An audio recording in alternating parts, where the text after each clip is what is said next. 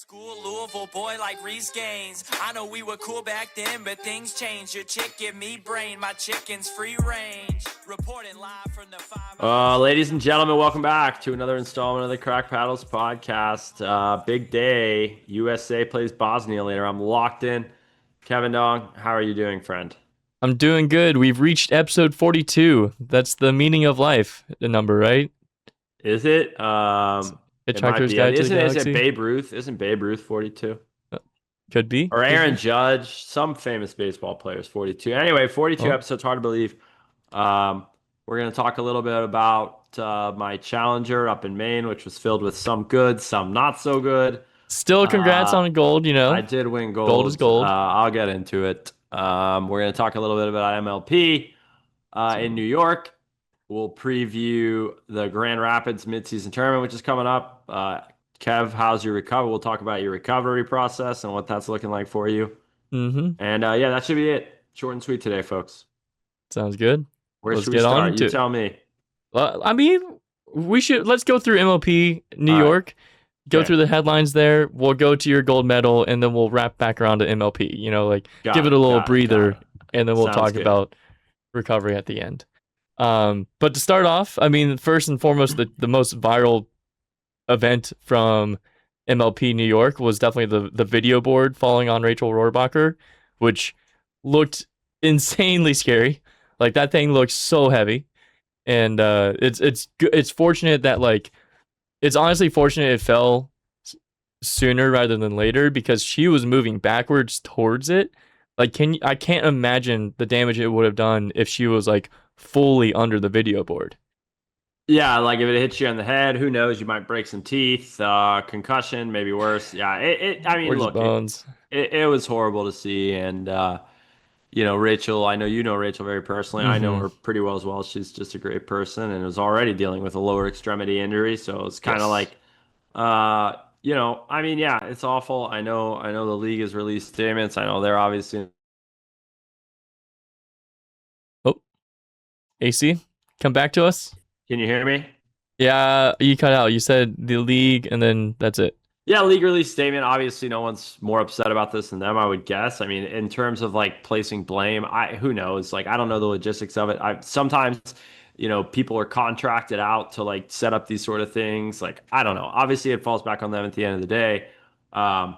Adjustments were made. I think on their end, they're probably all right, we're very, very happy that she's okay and is going to make 100% recovery, because obviously this could have gone a totally different way and could have been tragic. It's shocking and something you don't want to see, but it's not we avoided tragedy, right? So I think if anything, going forward, safety protocols, those kinds of things, we are kind of moving around. Those boards are extremely heavy. So I would imagine that going forward, extra precautions will be made. And I mean, I'm just happy Rachel's okay, and Yeah, scary. Which, I mean, it seemed I texted her, but obviously I'm sure she got a million other things going on. She 7,000 texts. She basically just said Kevin she just got to recover. Yeah. But I guess I didn't want to pry too much, because it's okay, clearly she's not 100% after that. She was dealing with injury before, but she was playing every match. The video board falls on her, and then she goes to only playing mixed doubles after that, right? So, and she doesn't play in the Dream Breakers anymore at that point. So, I don't know. I saw obviously online there are tons of comments and tons and tons of them just saying oh, lawsuit incoming, lawsuit, sue for money, whatever, cash out. And it's I just don't know if that makes sense. Because is Rachel gonna get more value and more fulfillment out of competing and being a top pickleball superstar, or is she gonna get more value of okay, basically cutting ties and going for this lawsuit? I don't think the lawsuit makes the most sense here. No, and again, I think the narrative changes if something truly if it shatters the leg and she can't play for 2 years. Exactly. Then I think maybe the conversation is different. If it's some random scrub like me, I mean, I would never. I'm not wired that way, so I wouldn't. I personally would not. But you could see it if it's a low level player and they think, heck, I could maybe get $1 million out of this thing. Where Like, they're not getting money right now anyway. Yeah, right. So you could see people going that route, but yeah, for her it doesn't make it. I mean, she's one of the faces of the PPA. Yeah. I don't. And again, like I said, if something like truly bad happens, sounds like she's gonna make a full recovery. So yeah, generally, I will say, like, in terms of like wanting lawsuits, like there was a court that I would teach tennis on here or in Jupiter Island, and like when the wind is blowing one way, like I could maybe, I don't teach on this court often, but I could get 3 or 4 golf balls like whizzing by my ear. Ooh. And dude, I'm not kidding. There was one time in particular where like I almost got drilled in the back of the head by like a chip, like a far away chip. I'm like, I wonder, like, number one, what would have happened to me? And I was like, if it's the right member, I'd sue him into oblivion. No, I probably still wouldn't do that. Generally They probably bladed the crap out of that chip. Oh no, dude. That's the only thing I do. Like I get pissed off and then I look back and I make fun of them. I'm like, great shot, and I throw the ball back over. I do what I want. But that's crazy. Yeah, all right. Moving on. Happy she's all right. Hopefully this security, I would imagine security protocols will be ramped up quite a bit, especially when you're playing indoors. I think it's a non-issue. Outside, when you have wind, it's obviously a problem. Even with Rachel only playing mixed doubles, so she's out of women's and she's out of Dream Breakers, the Brooklyn pickleball team still came in second place in the event. And to your point earlier, like last week, like it was like a loaded group, right? Like the event was loaded with a lot of the top teams, right? And so they actually had a crazy Dream Breaker comeback. They were down like 14-20 in a Dream Breaker to 21, and they made it all the way back, right? Like to win that against the was against the Dallas Flash, right? Correct. Yeah, that's crazy. Yeah, I mean, I watched the whole thing from a hot chicken place. Honestly, this result was bad for me and my sliders because like we're likely going to be battling with Brooklyn for fourth, and right now I think they have a leg up on us because of that. Like, so if they lose that match, they play for third and fourth. Who knows what happened against the Ranchers? Like, I don't know. Yeah, I watched the entire thing. You have to give huge credit to Chris Hayworth, like his first Dream Breaker playing with Brooklyn, so obviously an immense amount of pressure. You filled in nicely in doubles early on, but it's your first one. It's like I said, doing the job that you were hired to do, and especially it's more pressure when they're like, oh, you're number one in the world, as if like walking out and winning like 80% of the points when you've been sitting all day is easy. It's not. Doesn't matter how good you are. Mm-hmm. And yeah, I mean, he went out there, I think it was 2-2, and then he went 3-1, 3-1 the last two. So he was overall 8-4. And against JW Johnson, like that's why you're in there, is to go 8-4 against JW, right? Yeah. And he basically sparked the catalyst, saved a match point, hit a backhand winner down the line to save a match point, and then ended up being really strong. So he sort of got them into it. Alshon played pretty well. Augie just, in my opinion, got super tight, which is easy to do. Alshon just kind of put pressure on, made balls. And then little Hannah Blatt, man, I got to give her a shout out. She fought her heart out there. I think it would have been super easy, like, to fold. Like, she had already been, thrust into a starting role and maybe wasn't having the best Dream Breaker up there until that point, but she saved a match point. She battled back. I think she ended up going up against Brooke, splitting with Brooke, and forcing the play. And so then, what's her name? Jackie came in to close it out. So, yeah, it's super exciting. Like I said, for me, watching Dream Breakers is definitely more like entertaining than playing in them. Playing in them is pretty nervy, but yeah, that was a big win. And again, they're in a pretty good spot now in terms of like finishing in the top 4 and getting that bye. Much to my chagrin, but definitely was super exciting as a viewer. Yeah, no, that's way for Brooklyn to grit that out. But I mean, Dallas Flash, this was the first event with Danny and Alex back together, right? Yep. And so that they have a lot going for them. And then Danny and Augie were like undefeated the whole weekend or the whole week. Like, that's pretty epic, or good news for them. Like, I mean, maybe that should be a PPA duo. Like, I don't know who they're like. I don't even know if Danny's like on a PPA US contract or if she's only Australia and Asia. She will not play many PPAs. Right. So I think she'll play Worlds, maybe Nationals, whatever. She will play primarily in Australia and Asia, from what I know. So maybe for the limited tournaments in the U.S. Yeah, that and she maybe does they'll play play, one. she's got to play with Augie, you know? Yeah, she does great with lefties. She's a great left side female. I love Danny. Her and Alex were great again together, which I knew they would be. They are going to beat 95% of teams. There will occasionally when they play, one of the top couple of teams like a Kate and Anna or Annalie and Georgia. Obviously, I think they could lose. They won't be favored Paris in either of Tyra. those. Paris Tyra, obviously, my sliders. That would be a fun one to watch, which we may get. But they're a top 5 team, I think, instantly in women's doubles. I just think again, like they have the perfect complementary skill sets and they get along great off the court as well. So that didn't Yep. surprise me. Yeah, the Flash. I mean, they're a contender. Like, and what I mean by that is they're not a favorite. They're not a top 4 or 5 favorite, but like on a given day, yeah, I Yeah. think on a given day, J-Dub and Augie can beat uh, Hayden Just and about Gabe. anyone. Is it Yeah. going to Yeah. happen? Most of the time, no. Is it possible? Sure. Can they beat Yeah. Will and Noe? Absolutely. Like, can Danny and Augie beat a top mixed team in MLP? Absolutely. And then in a Dream Breaker, it's anyone's game. So, yeah, kudos to them for sort of rebuilding right away, which I thought. Well, I thought it was great putting Danny and Alex back together. speaking of contender teams, like not like favorites, but like just one tier below. I mean, the Ranchers had like 2 huge upsets this weekend, right? They beat the Fives and they beat the Flash. So I feel like that's their stock is definitely trending up, and that's after they traded Dylan Frazier for Nico Acevedo.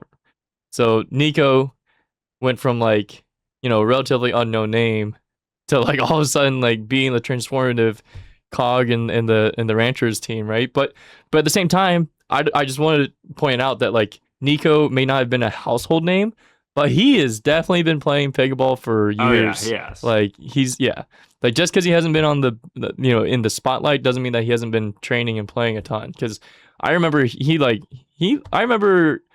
I saw his name for the first time in like 2024 when I was like trying to make it through qualifiers, and someone told me like, hey, like that Nico guy going through qualifiers is very, very dangerous. And then I was like, okay, well, hope I'm not anywhere close to him. And then I don't think either of us made it out of the qualifiers, but That's funny. out of like an APP in 2024. But also I saw he also had pretty good results throughout like previous years too. So he's obviously been a very good player for a long time.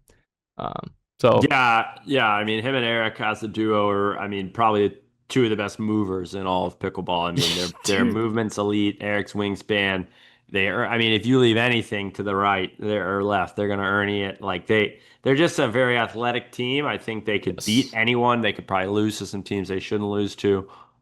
Yeah, the Ranchers are frisky again. Like on a good day, they could beat anyone. I don't expect them to win at all, but again, you never know. Like again, the reality is all of this comes down to like good days and bad days at the end of the season. So if you're not going to be a favorite team, I feel like Nico and Eric are like that's like a perfect composition for like, hey, like yeah, catch us on the wrong day. You never know what sort of runs Right. we're going to have, you know?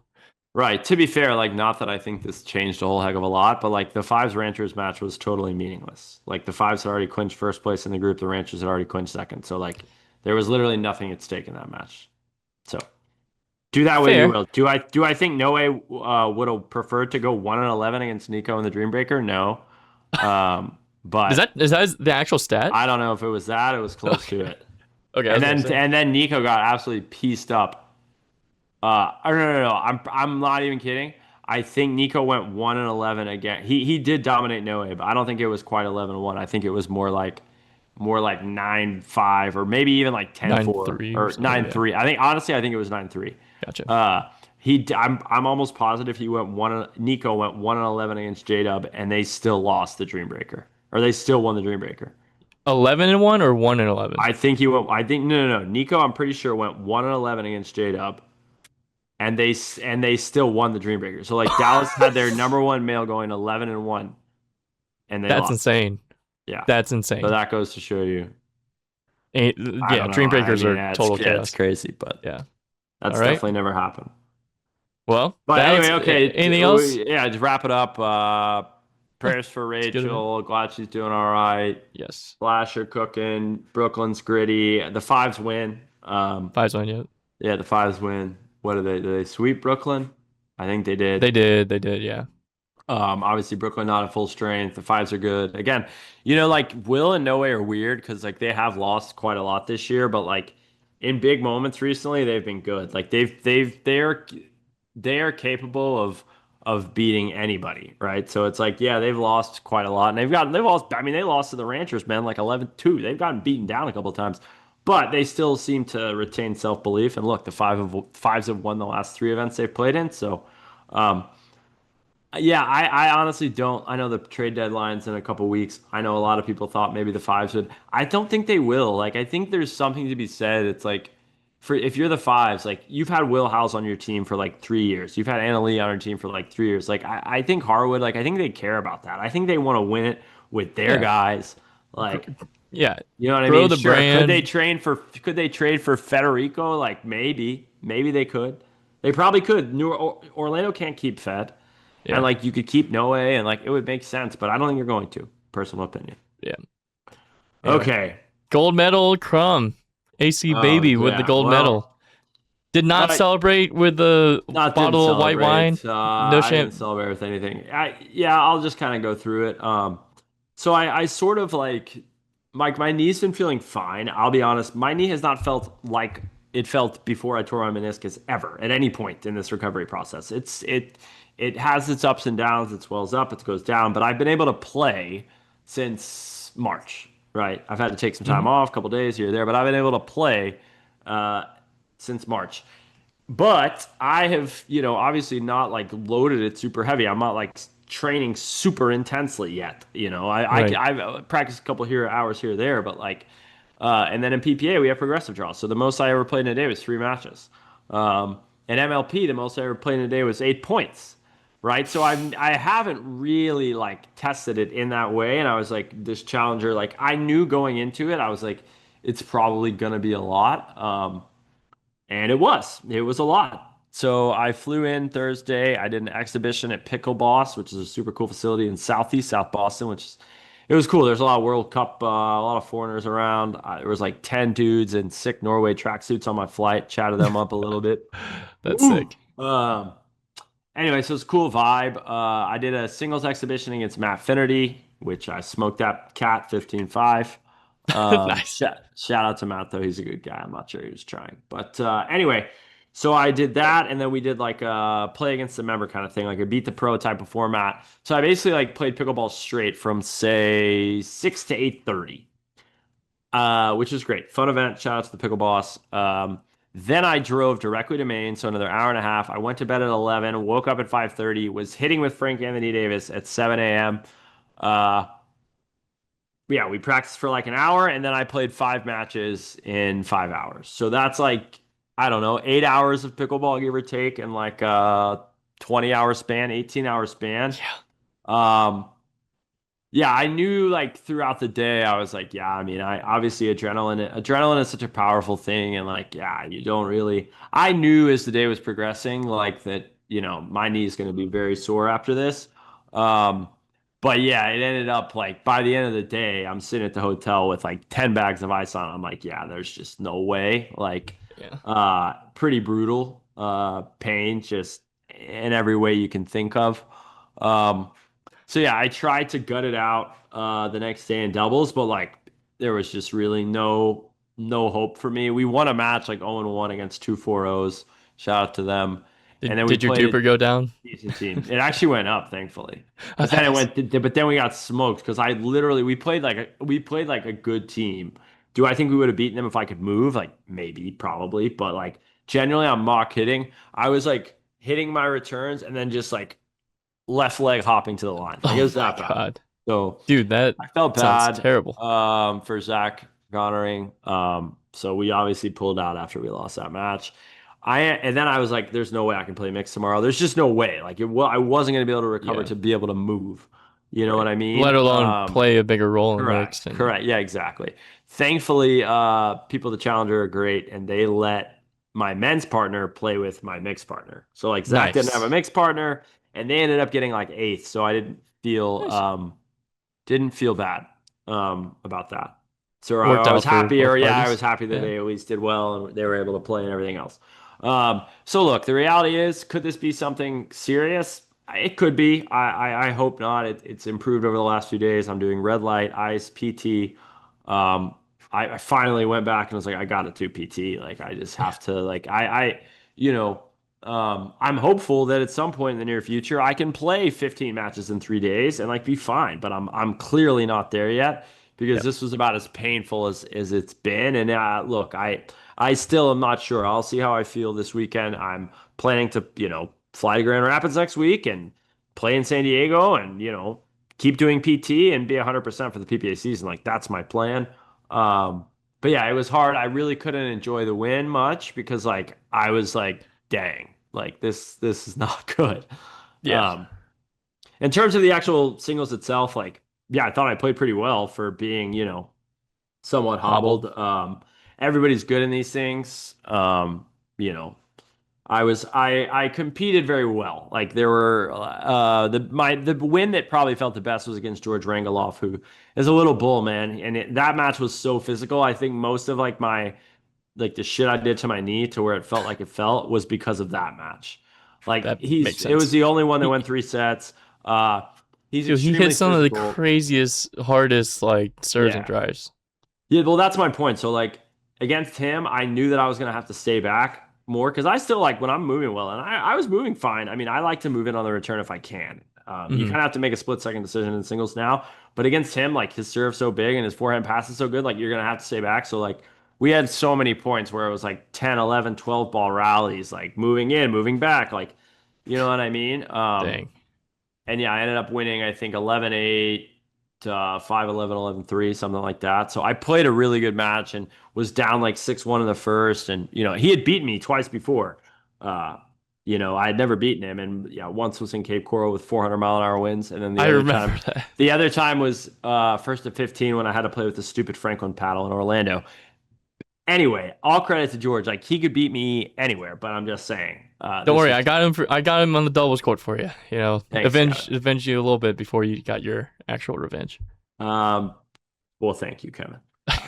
Crack paddles taking out Rangi. No, I like George a lot, and he's good competitor, good kid. So, but that one felt the best, and I beat Tristan DeSalt in the finals, who took out Matt Finnerty, who was ranked like 25th in the world. Um, Tristan is another kid that I've known for a couple of years. Super tall. His Yeah. brother plays high like top of the lineup at TCU in tennis. Like his dad's a Mm, stud. His dad's like jacked. I think he was in the army or something. I like his whole family. They're super cool. And the kid's like 17, 18, super talented, like just super nice. duper duper talented. I think he's doing a lot of the next gen stuff. And he ended up winning mixed with Andrea Coop. Yeah, I was gonna say So he at least double medaled. yeah, so Yeah. I like Tristan a lot, good kid. I expect to beat him if we play in singles. I expect to win that match. So yeah, like assuming my knee is fine, then okay, I won a tournament. I was very good mentally the whole day, like not negative, whatever. Level felt like really high and like won some closer-ish matches. Good job, but it was just like I still haven't even been able to like enjoy that at all because of like how the knee felt after. But as the days carry on, I'm feeling better about the whole situation now. And for me, it's more so a wake up call, which I shouldn't have needed a wake up call, but more so like, all right, like you can play, but you're gonna have to actually treat your body like a machine. Like if you really Yeah. want to like keep playing high level singles for like 5 years or longer and get better at doubles, like, you know, you're gonna have to do a lot of PT, you're gonna have to stretch the right ways, you're gonna have to strengthen your muscles, like you're just gonna have to do it. Like uh taking care of your body is literally gonna be a job. Yeah. Like And normally within the job. I've been like, forget it, like I'll do whatever, eat Yeah. whatever, don't stretch. That's how I've been my whole life. No Like surprise, probably. But you've been mostly focused on the on court training, but now it's like everything else is catching up off right. court, right? Like And I mean, look, if I never tore my meniscus, would I've ever? I don't know, but it's ultimately that's more of what it is. It's like, all right, because like I probably shorted it on PT because I was teaching so much. Now I'm like, no, I booked an appointment every day this week. I'm gonna try to do it every day next week until I leave, and when I get back, I'm gonna keep at it. Like I don't. they don't. I mean, they Uh, don't give a routine that you do when you don't see well, they them. do, yeah, Oh, no. So okay, I mean, okay, okay, I okay. have something printed out, but I'm gonna just do like whatever because we're doing different kinds of like I don't know, like they were cupping my knee earlier, get the blood flow going. Okay, So, yeah, okay. I mean, happy to win. Sad that I didn't get to play doubles, and you know. Yeah, that's another thing. Like, I feel like I haven't really gotten able to like improve at doubles a whole heck of a lot recently because like of the training that's required to do that, you know? So Right. for me now, like the focus is on like, all right, like you got to get your body to 100% and like doing PT like religiously and all that is like the best thing I can be doing. Because it's not going to matter. Like, doesn't matter if I win a tournament, I can't walk for 2 weeks. Then who, you know what I mean? It's doesn't And matter, you have right? another So tournament you have to pull out of, and then correct and yeah, all like that. So, it's so not good. anyway, I do love Maine. It is beautiful, this part of the country. The weather was awesome, 60, 70 degrees. Went and saw Star Wars by myself when I was depressed on Saturday, which made me in a better mood. Um, I'm glad that helped. and you know what? Also, they say makes people in a better mood occasionally, Kevin Dong. What is it? Retail therapy. And I've I been love guilty of retail this. therapy. I've been guilty of this from time to time. I Same. have. And if I wanted to just maybe what I should have done, if I wanted to feel better, I should have gone to MidwestRacketSports.com. I should have used code CP15. I could have bought some new grips, maybe a new bag for my paddles. I could have bought maybe some new shoes, maybe a temp net that I can set up. Maybe if I can't move, I can rally in the kitchen. Um, Maybe that's what I should have done because we love Midwest Racquet Sports, Kevin, and there are some awesome deals on there. I can just say they don't happen to carry both the paddles that we play with. But if you're play with other paddles or things like that, you can find some really good deals, things that are on sale that I go on speaking of sale. that, I saw a some Pro 4 paddles, YOLO Pro 4 paddles that were on sale for like I think after using code CP15, it was going to be like $195 or something crazy like that. So that's the lowest I've literally ever seen anywhere. Right. Now, But we'd prefer to have you go buy a Proton Flamingo or a Friday or a Pro yes, 4. agreed. But if you play with the Pro 4 already and you're not going to switch, there are some good paddle deals out there. Anyway, we love MidwestRacketSports.com. Go deal hunting. Use code CP15. A little retail therapy didn't hurt anybody. Love it. CP15. What happened to you, Kevin? You're wearing a new shirt. Yeah, I'm wearing a new shirt because it's actually like 84 degrees upstairs here, and like the way my house is set up, the upstairs just gets super hot. I'm probably going to install a mini split or some extra insulation or something to fix this. But yeah, I was having a little sweating episode, so I had to get a fresh centerline shirt on and towel off a little bit and feel a little better. I used the little stripe on my shorts to wipe off some sweat, and we're good to go. But I know we just did a Midwest ad, but I mean I gotta tell you, like since I've been injured, I find myself still wearing centerline like all the time, just because it's like, yeah, like the shirts are super light and they're comfy. Like they're like that's just what I reach for. It's just like a creature habit of just like, oh, I feel good in this, I'm gonna put it on. But yeah, that Yeah, being said, I'm with you, dude. I literally like I have a massive suitcase in the car filled with like 200 shirts. I only wear like cotton or dry fit beach ratty. Like I wear the same freaking stuff because I love it yeah. so So much. So code Kevin Dong to save 30% on the centerline gear.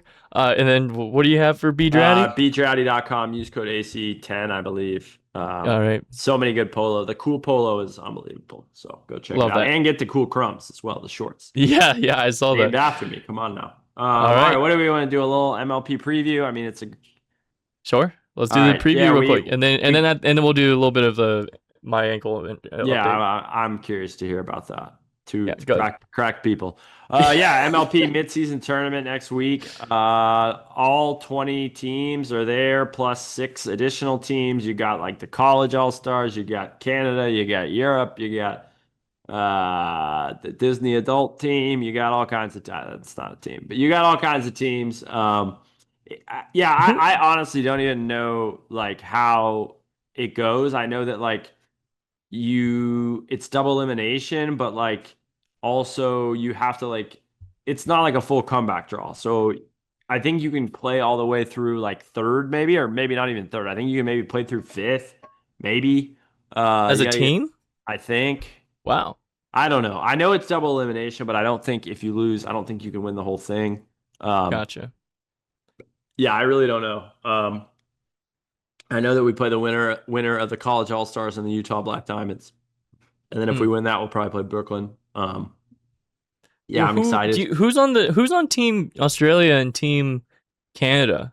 I don't Like, is know, it but it's only not the PPA signed actual. players? I don't even think it's PPA signed players. I don't even think Okay, they're so signed is by the PPA. Etienne or No, like I don't. I could go. It'd be Ed- take me a minute to look. But all I know is that Ernesto? none of the teams like that I saw were I was like, oh, they could beat an MLP team. Because if you did like the Okay. real Team Canada, yeah, still probably not, but like maybe you know what I I mean, mean? they would at least compete well. I mean, like Etienne Yeah. or like I don't know how to say his last Like name. Sorry. Maybe Jada or Maya Bowie are both Canadian. Hannah's Canadian, so And but Soph is a really good, strong yeah, player and from Sauf Canada. Coutier. She's Yeah. from Quebec. Yeah, Ernesto Fajardo, or even Ryan yeah, Torsen has some yeah. challenger There's I don't medals. from what I can see. I mean, it's cool they're doing it. Like I know, like Yeah. Ryan Morneau, Mr. Pickleball Breakdowns. He's playing on the college team against Utah. Is So Amelia Schmidt playing on on I Team don't think Australia? so. I Like don't she's think like, so. aside Yeah. from Danny, she's like the Anna Lee of Australia. Like, how can you not have Amelia I on? mean, Dennehy's better than her. That's why I said aside from Yeah. Danny. Um, Well, I said Dennehy. oh, Dennehy. Oh, She, dude, she's like winning everything. She like triple oh. crown in Asia. She's top 10 in PPA women's singles now. Mm. Anyway, no, she's a beast. But yeah, no, I know Amelia's great as well. Yeah, so I don't really know. It's in Belknap Park in Grand Rapids, Michigan. I am flying to Detroit from Fort Lauderdale because I got a Frontier flight for $14 with my points. So I'm going Wonderful. to. This is my plan anyway, assuming my health, God willing.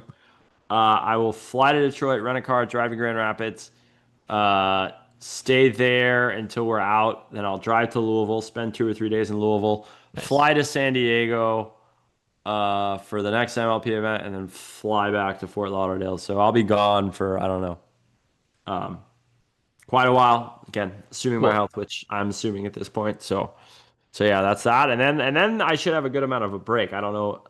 I don't know if we have MLP down. I don't like. I have to wait and see how it all plays out because I don't know like when my team will be playing or anything like that. So if you get a buy or not, or yeah. right. So I don't know. I'm excited. I mean, it should be fun. Obviously I'm focused on the PT and getting ready to rock and roll, but should be fun to compete in a tournament style format. Also, there's a good chance that we would play Brooklyn, um, which we don't play them at any point in time, like in the regular season. And we're going to be battling for fourth and fifth. So, like, could be a big match. I don't know. There's not a Yeah. lot of points at stake. I don't know if it's money. I'm not quite sure what it is. So, For the midseason?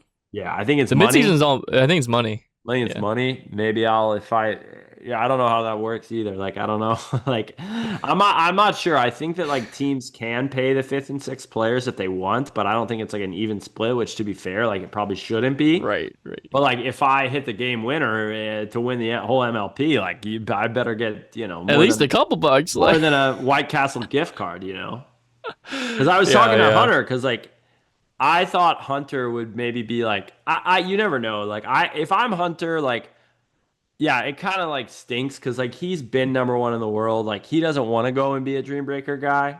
Like I'm happy being this for right now. Like I am genuinely happy with my Hmm. role. He, I think, is like I'm good enough at doubles to play, which he is. And so like, Yeah. not sure he's thrilled about being the shocked Dream Breaker guy. But I'm like, well, if you get all that prize money, then it's worth it. You're only on the team for like 2 months. Maybe play one or two Dream Breakers and you get the money. Yeah, But I'm not sure. everyone I has don't to know if it works that redraft way. next year So anyway. right. So I'm not sure it works that way. I don't know, but. Yeah, I think there is prize money Okay. involved. We'll see. Will I see a cent of that if we win? TBD. Hope But so. again, if I don't do anything, then fine. Like if they win the whole thing and I don't get a Dream Breaker, then Then throw your me knee recovers faster. Like, oh man, look then at that. throw me a White Castle gift card. I'll probably be happy. So anyway, that's that, KD. Let's talk about your ankle rehab here. Yeah. So From one I'm going to broken the man to the PT. next.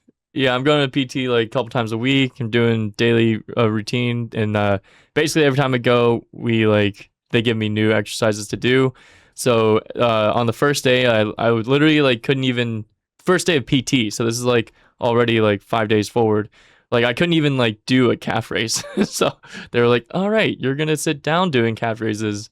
So I was doing seated calf raises with like a 10-pound dumbbell on it. Like that was like all it could handle. So Yeah. yeah, unfortunately, I do think that the sprain is worse than I originally anticipated. Just because like originally I was like, oh, like the swelling's not that bad. Like it's really not painful unless I do something.